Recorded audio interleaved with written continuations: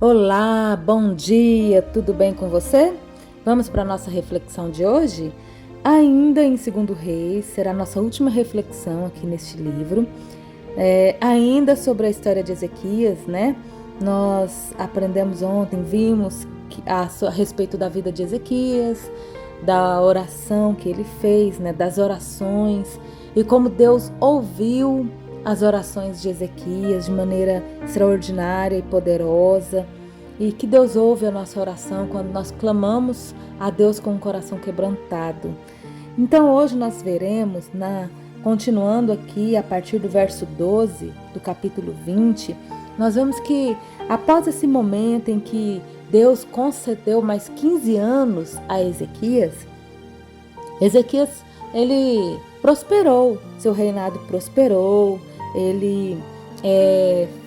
o seu reinado foi bem sucedido, né?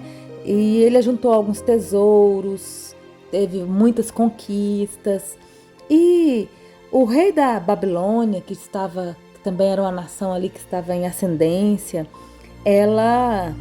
o rei mandou alguns príncipes, uma embaixada, fazer uma visita para Ezequias.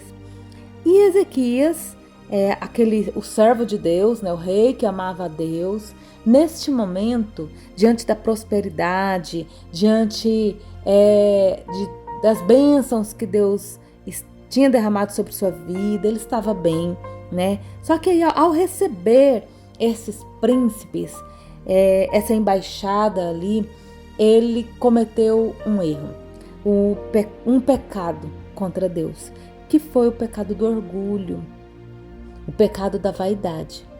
Ele poderia ter recebido, ele não precisava, né, receber essa embaixada, mas vamos dizer que, né, fosse um protocolo que ele deveria cumprir, mas ele não precisava ter exposto. Ezequias expôs, ele abriu as portas da sua casa, o palácio, os tesouros. Ele mostrou para aqueles príncipes tudo que havia de mais precioso no seu reino, aquilo que Deus tinha dado para ele. E tudo indica aqui, através do texto, que Ezequias fez isso com um coração vaidoso, né, com um coração orgulhoso, soberbo, mostrando ali, né, se alegrando em mostrar a sua prosperidade. E aí nós vemos, né, nós falamos ontem que Ezequias foi um rei bom. E nós vemos aqui que mesmo quando uma pessoa ela tem boas intenções, ela deseja agradar a Deus, e ela pode se envaidecer. Calvino diz que o coração do homem é uma fábrica de ídolos. E quando nós pecamos com orgulho no nosso coração, nós deixamos o orgulho tomar conta do nosso coração, nós acabamos idolatrando o nosso eu, né? A egolatria. Nós acabamos nos colocando no lugar de Deus ou roubando sua glória. Nós sabemos que tudo que Ezequias tinha foi Deus que deu.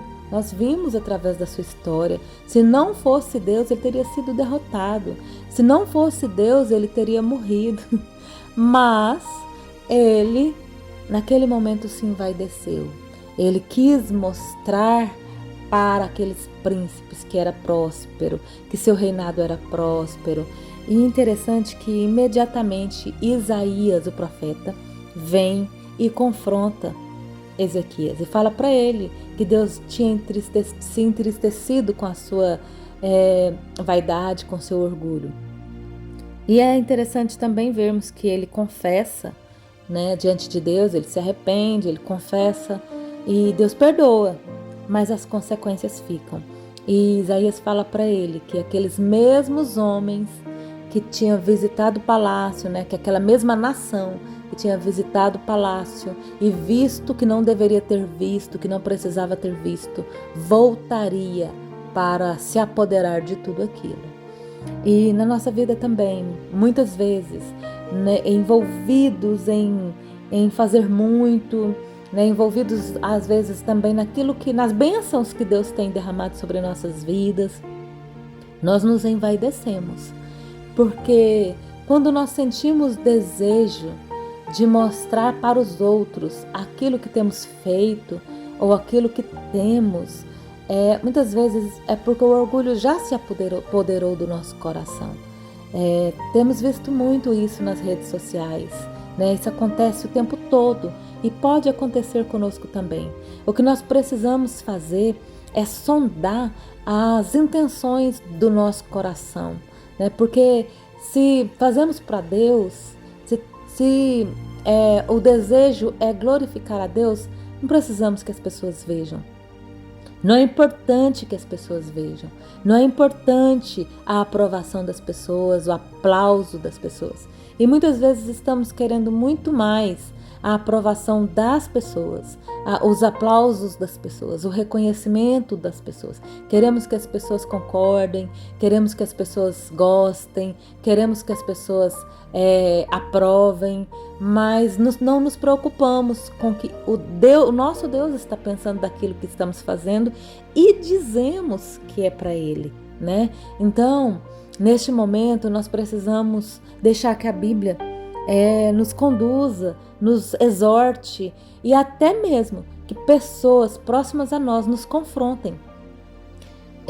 Isaías aqui foi muito importante para Ezequias. Ele confrontou e mostrou. Isso aconteceu também com Davi, quando Natã confrontou Davi e quando Davi também se ensoberbeceu ali no finalzinho do seu reinado, consenso. Isso aconteceu com Davi. Isso pode acontecer conosco também facilmente. Então nós precisamos sondar honestamente, sinceramente nosso coração a respeito de tudo que nós fazemos e dizemos que é para Deus.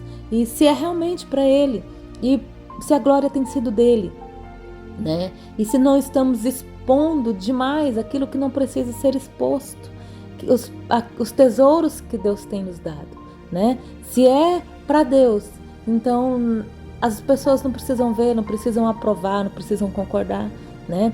Então sonde seu coração e veja, né, de quem tem sido a glória daquilo que você tem feito. Que Deus abençoe grandemente as nossas vidas e aceite o confronto, né? Aceite a exortação da Bíblia e das pessoas que estão próximas de você. Que Deus te abençoe.